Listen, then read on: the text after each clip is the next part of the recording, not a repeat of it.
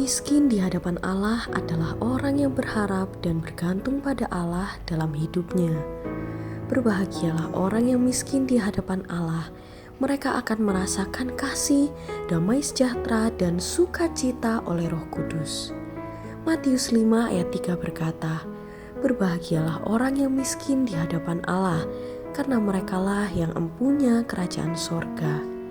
Hidup miskin di hadapan Allah akan mendapat berkat rohani kerajaan Allah, dan yang lain akan ditambahkan.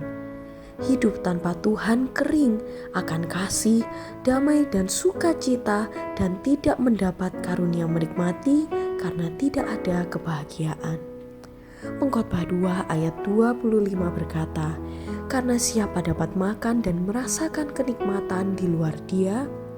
Hidup tanpa Tuhan ada kehampaan, letih lesu, berbeban berat, khawatir, kecewa, sedih, marah, dan putus asa karena semua terbatas dan tidak berkuasa atas kematian.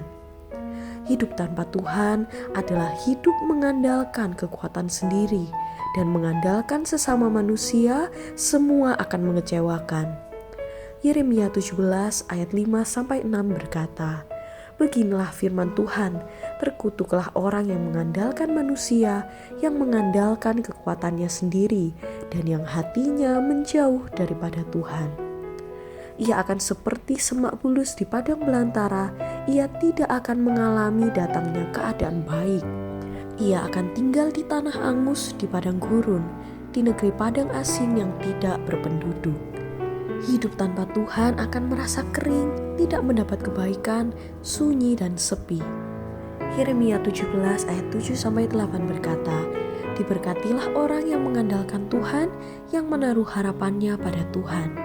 Ia akan seperti pohon yang ditanam di tepi air, yang merambatkan akar-akarnya ke tepi batang air, dan yang tidak mengalami datangnya panas terik, yang daunnya tetap hijau, yang tidak khawatir dalam tahun kering, dan yang tidak berhenti menghasilkan buah."